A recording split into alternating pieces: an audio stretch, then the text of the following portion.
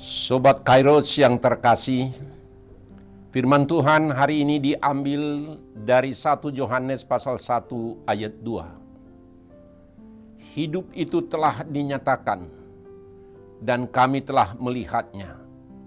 Dan sekarang kami bersaksi dan memberitakan kepada kamu tentang hidup kekal yang ada bersama-sama dengan Bapa dan yang telah dinyatakan kepada kami. Sobat Kairos yang terkasih, hidup hanya sekali di dunia ini. Lahir, masa kecil, remaja, muda, tua, hingga masa tua yang tidak ingat lagi siapa dia dan siapa-siapa kalau Tuhan izinkan hidup tua seperti itu.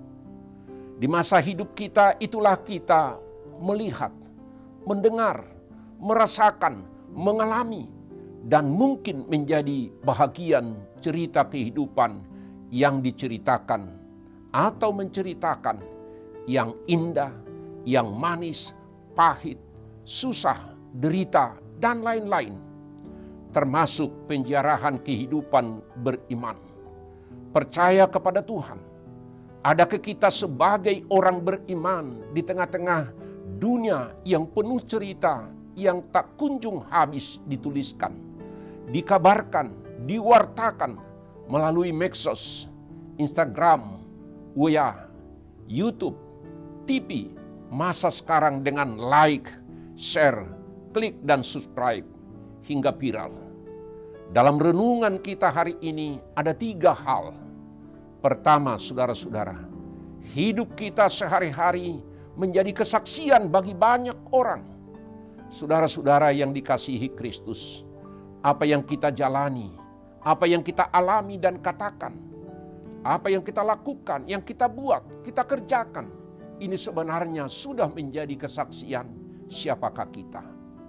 Dengan sapaan, ucapan, ungkapan, perilaku, pekerjaan, pergaulan kita sudah menjadi bahagian yang tidak lepas dari gaya hidup, perilaku orang-orang percaya, pengikut Yesus.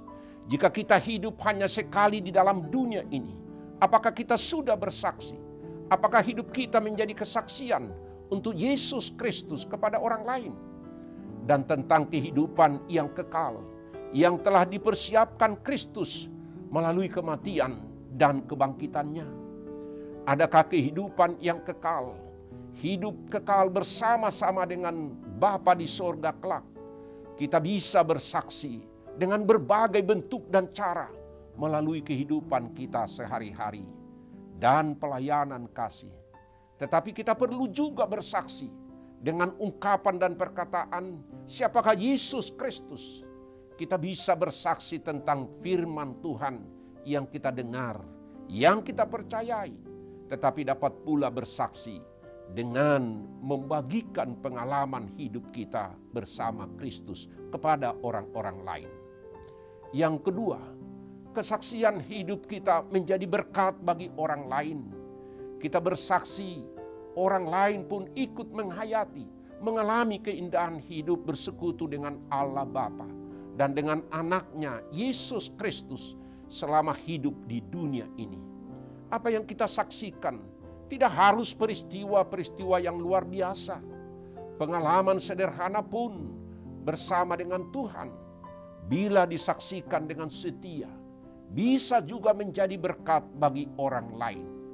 Keselamatan, pemeliharaan, kebaikan, kasih, dan anugerah Allah yang kita alami bisa kita bagikan kepada orang-orang lain. Bukan hanya kehidupan yang lancar, sukses, dan berhasil yang bisa kita saksikan. Tetapi penyertaan dan pemeliharaan Tuhan dalam masa-masa sulit juga dapat kita bagikan.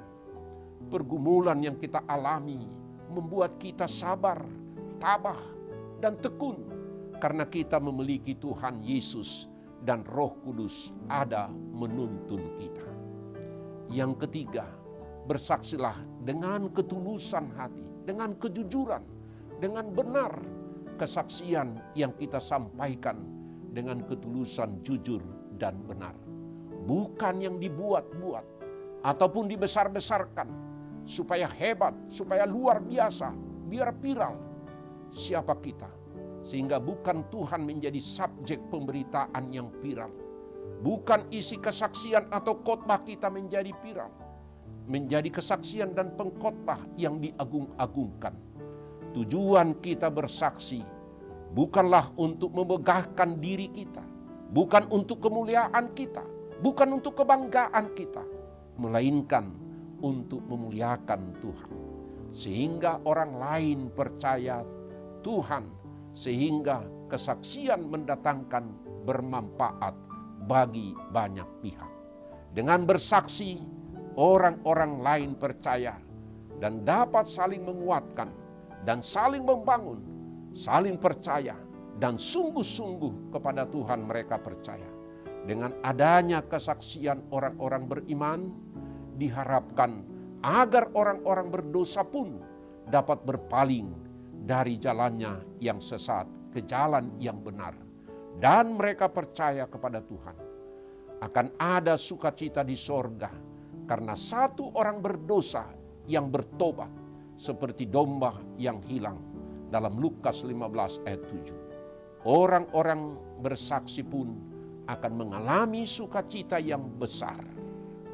Sobat Kairos yang terkasih, marilah kita saling bersaksi tentang kehidupan yang kekal ada. Sungguh kita bersama Bapa dan Yesus Kristus sungguh indah membagikan firman Tuhan dan pengalaman hidup di dalam Kristus kepada orang-orang lain. Biarlah orang-orang lain pun dapat menghayati dan mengalaminya.